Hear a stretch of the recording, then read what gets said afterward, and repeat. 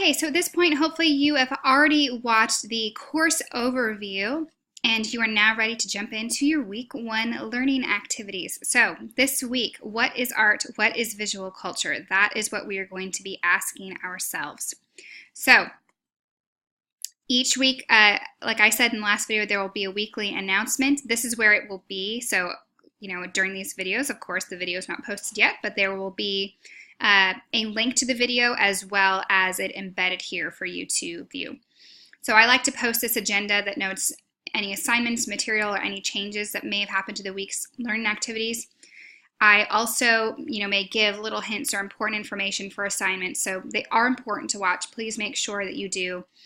Without fail, every time I teach a class, I get students asking me questions that I clearly went over in the video, so make sure you watch these videos before you ask any questions, or I will just refer you back to the video. So we've got this week, we are reading in the Looking at Art, Chapter 1 and Chapter 2, The Appeal of Art and the Aims of Art. This is a really good introduction, and this text I think is just really kind of straightforward and an easy read. Visual culture, this is our more challenging text. So I want you to read the introduction and chapter 1 here, and then I want you to view the Panofsky lecture. You can find that lecture here, this PDF file. Just go ahead and download it. And what I want you to look for in the visual culture text, I like to give you these notes here because this is the more challenging text, is what is a visual text? That's the big question we want to be asking ourselves. The concept that visual texts are read with the same rigor as written text, that this is a whole language that we have to understand, that if we don't know how to read it and speak in this visual language, then we are at the mercy of those who created it, and we don't know how to interpret, and that's not what we want to do. We need to be able to read as well as write visually. We want to think about why we need to be visually literate. Pictures can take over where words are not enough. The proof is in the pictures, right? We've heard that before, or a picture is worth 1,000 words. If we can't read it, again, we're at the mercy of those who created it. Visual literacy, this is an active pursuit. This isn't something that ever ends because, as we know, technology is always evolving and changing, and our visual language is always evolving and changing. So we have to stay current with it if we don't want to be at the mercy of those who created it. Should we be reading these texts differently? We need to be asking ourselves that. Is the way we're doing it at this moment as effective as it could be? And we know that the printed word is a relatively new phenomenon. So images have been around for thousands of years, and that's a really powerful thing, isn't it? So in chapter 1, what is content? So think about this word content specifically and how we look. It's going to talk about how we look at a portrait versus a landscape versus religious art, how these different content alone connotates different types of meaning and different levels of meaning.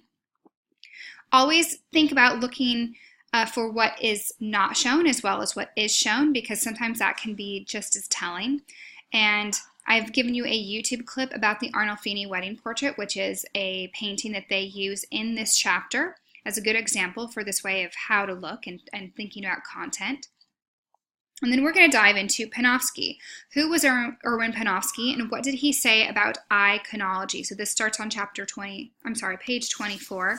We want to really pay attention in this section because we're going to be doing a lot with Panofsky throughout this class. So he has 3 levels of interpreting iconology. Is this primary or natural level, secondary or conventional, third or intrinsic?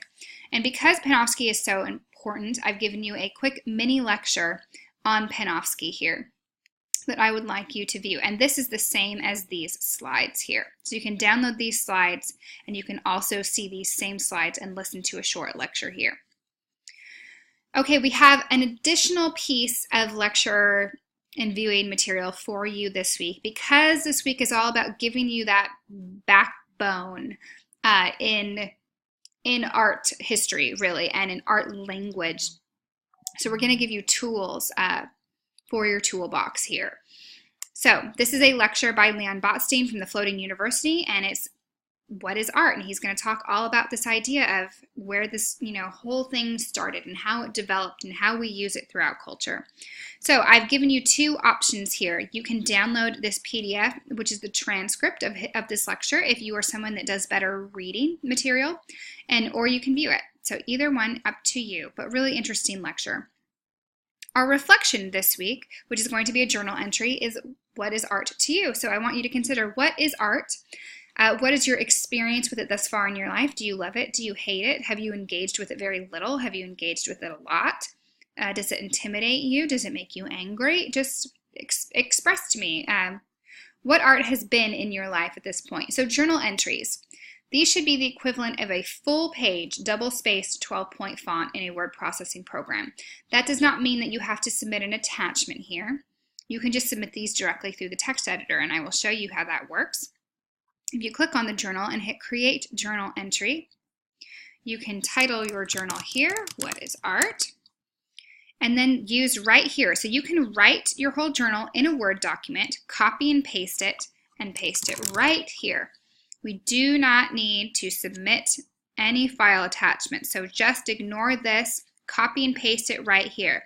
It may mess up the formatting a little bit. That is okay. Students always panic that, the double spacing didn't copy over. I just say that because that's the equivalent of words that I want from you. I want the equivalent of, if you opened a Word document, you started at the very top, you double spaced 12-point font and wrote to the very bottom of the page. That's how much I expect for these journal entries. You hit Post Entry, and we are all good to go. Let's go back to our learning activities.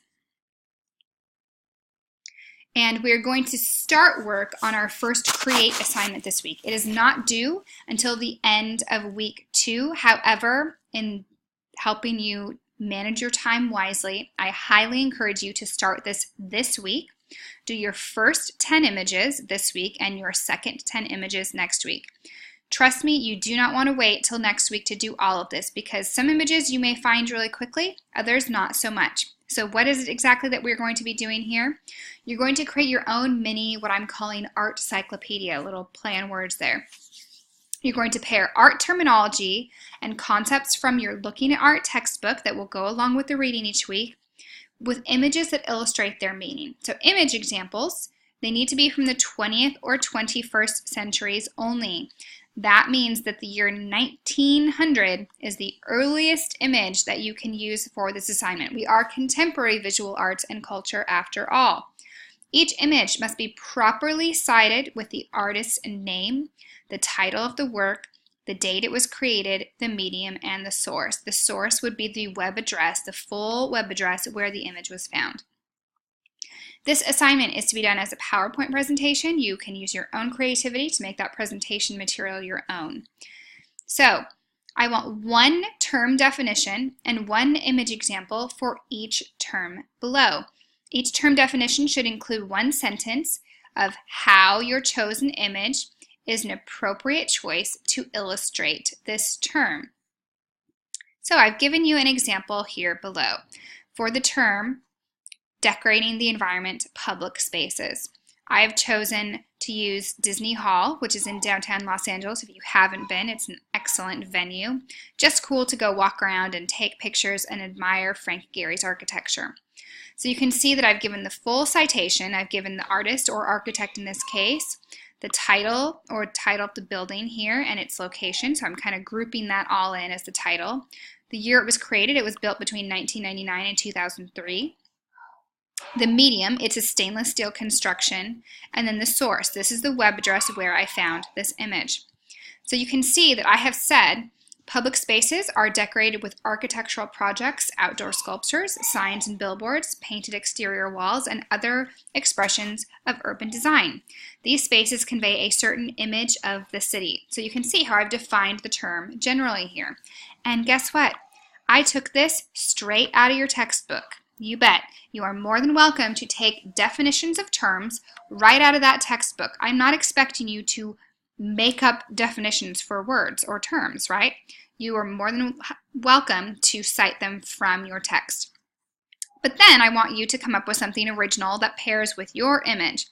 So I have said that Disney Hall, for example, tells the viewer that Los Angeles is on the cutting edge of architectural design, promoting an environment of creativity and progress. So see how I've stated why Disney Hall is a good example of this definition.